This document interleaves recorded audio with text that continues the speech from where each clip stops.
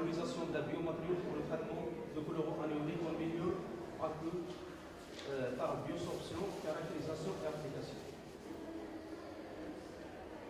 Le plan de représentation sera comme suit. On commence par une problématique sur la pollution de l'eau par les colorants textiles et les méthodes de traitement. Ensuite, la partie expérimentale consacrée à la préparation de la biomatérialisée. On passera au résultat de gestion de colorants anioniques par biosorption. Enfin, on terminera par les conclusions. La qualité de l'eau à travers l'histoire a été un facteur important pour assurer le bien-être humain. Actuellement, un des problèmes environnementaux le plus grave est la pollution de l'eau qui est menacée. Vous entendez? Fermez la porte. Où est le microphone Fermez la porte.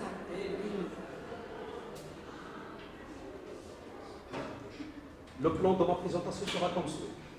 On commence par une problématique sur la pollution de l'eau par des colorants textiles et les méthodes de traitement. Ensuite, la partie expérimentale sera consacrée à la préparation et caractérisation de biomatériaux utilisés.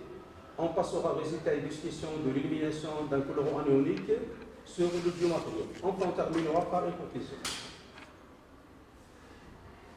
La qualité de l'eau à travers l'histoire a été un facteur important pour assurer le bien-être humain. Actuellement, les problèmes environnementaux les plus graves est la pollution de l'eau, qui a été menacée pour une grande part par l'activité humaine. La qualité de cet élément vital est en détérioration à cause des influences industriels déversés dans le milieu naturel. Au XXe siècle, actuellement, des industries de l'industrie textile sont chargées en colorants qui constituent l'une des plus grandes classes de composés organiques qui présentent un risque pour l'environnement et la santé humaine. L'utilisation de colorants textiles est en perpétuelle augmentation, qui a été estimée 8% dans la période séparant 2016 à 2022. Ce qui correspond à plus de 700 000 de tonnes par an. À titre d'exemple, le volume d'eau et la quantité de colorant nécessaire pour atteindre 1 kg de coton est d'environ de 80 à 150 litres d'eau et 30 à 60 grammes de colorant.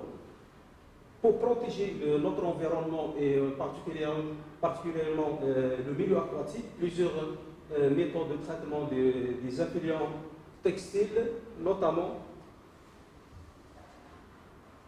les procédés biologiques, procédés chimiques et les procédés physico-chimiques.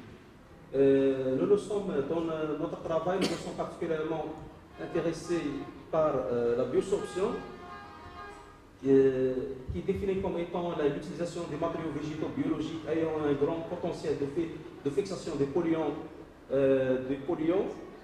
par absorption. Mais surtout, les adsorbants, les biomatériaux, les adsorbants à base de biomasse lignocellulosique qui sont abondants, peu coûteux et biodégradables. Et aussi, on peut définir comme la biosorption aussi considérée comme alternative complémentaire des méthodes conventionnelles généralement utilisées pour le traitement des effluents chargés de polluants organiques et anorganiques. Dans la deuxième partie de ma présentation sera consacrée à la partie expérimentale. Nous nous sommes intéressés à un colorant anionique, le rouge direct 227. Concernant le biomatériau, nous avons choisi le noyau de Crataegus azarulus, est appelé en arabe Zaro. Les noyaux de Crataegus azarulus ont été lavés par l'eau de robinet puis l'eau distillée et séchés à une température 80 degrés Celsius pendant 24 heures. Puis le broyage dans un broyeur mécanique pour obtenir à la fin des particules des tailles des particules inférieures 310 micromètres. Pour mieux comprendre le phénomène de biosorption, des analyses ont été effectuées, à savoir le MEB. Les micrographes de MEB révèlent une texture lisse, rigide et non poreuse à la surface de biomatériaux. Nous notons aussi qu'à la troisième figure, la troisième image, micrographe, de quelques cavités plus ou moins de géométrie différente. Concernant l'analyse chimique de biomatériaux, les noyaux de Craterus azarenus qui sont broyés, a été effectuée par UDX, constatant que le biomatériau est composé principalement de carbone et d'oxygène. Les caractéristiques physico-chimiques sont regroupées dans ce tableau. Pour l'infrarouge, le spectre infrarouge présente de nombreuses bandes d'absorption. L'ensemble de ces bandes correspond à la vibration d'élongation OH, la vibration du groupement CH, les vibrations d'élongation CO, les vibrations de déformation CH2. Bon, dans cette partie-là, on va faire des tests ou bien des études sur l'élimination de colorants sur le biomatériau préparé. À cet égard, de quelques paramètres opératoires ont été étudiés, notamment le temps de contact accompagné le pH de milieu, la dose de l'absorbant, la concentration initiale au colorant, à la fin et la température. Dans le but de déterminer le temps de contact nécessaire à l'établissement de l'équilibre au cours de temps, et aussi le pH est un paramètre prépondérant de le mécanisme de biosorption. L'allure en pléton liquide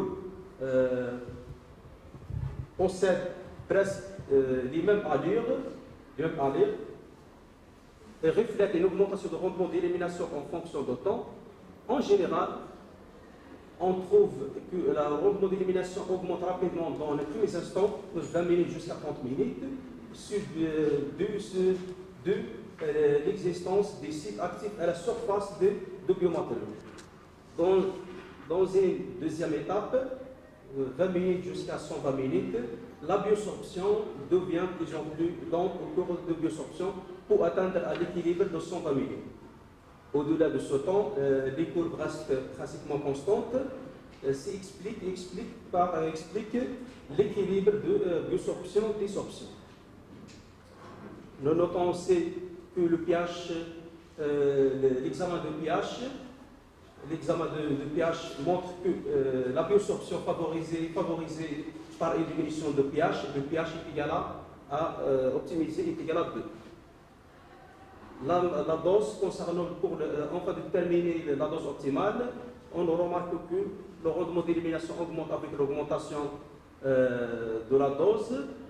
Une dose optimale a été enregistrée est égale à 2 grammes par litre. L'examen de la concentration initiale sur le rendement d'élimination, on remarque que le rendement d'élimination décroît avec l'augmentation de la concentration initiale, chute, c'est-à-dire chute remarquable de 95% jusqu'à 28%. C'est la concentration, elle passe de 20 jusqu'à 150. Le dernier effet sur la température, nous constatons qu'une augmentation de la température a un effet positif sur la biosorption de colorants. On note l'outil thermodynamique nous a permis de déterminer les grandeurs thermodynamiques. Les valeurs de delta G sont négatives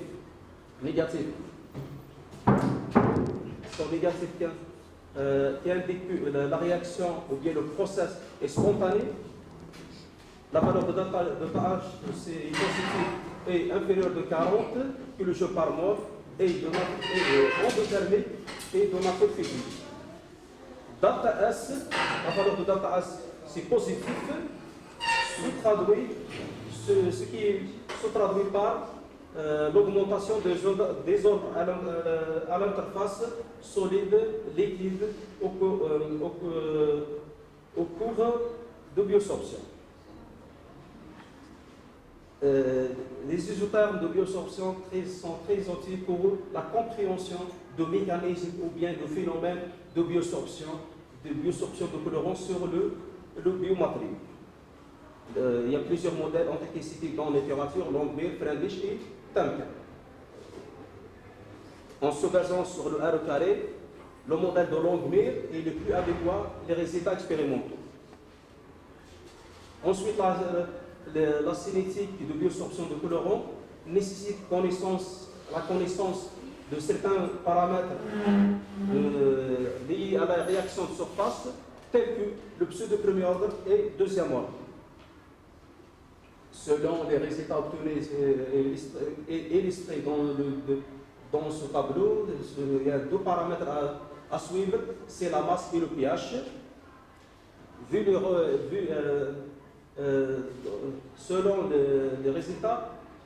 Selon ces résultats, la réaction suit une cinétique deuxième ordre vu le R carré est très proche de 1, d'une part, et d'autre part, les capacités d'absorption calculées par ce modèle qui sont proches calculées par ce modèle.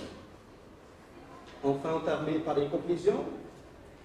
Cette étude a mis en évidence l'efficacité du Crataegus azarenus en poudre pour éliminer un colorant rouge direct 227 en milieu aqueux. Ces résultats peuvent être résumés comme suit. D'après l'étude paramétrique, les conditions optimales sont pH est égal à 2, la dose de biomatériau est égale à 2, la concentration initiale 1 mg par litre à une température 65,6 degrés Celsius. L'étude des isothermes de biosorption montre que le modèle de Longmire est bien présenté, les points expérimentaux avec les capacités maximales de biosorption environ de 21 mg par gramme. L'étude cinétique indique que la biosorption est contrôlée par deuxième ordre.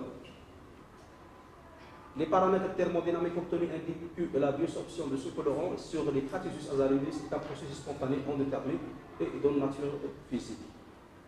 Je vous remercie pour votre attention. Merci, M. Bouchy.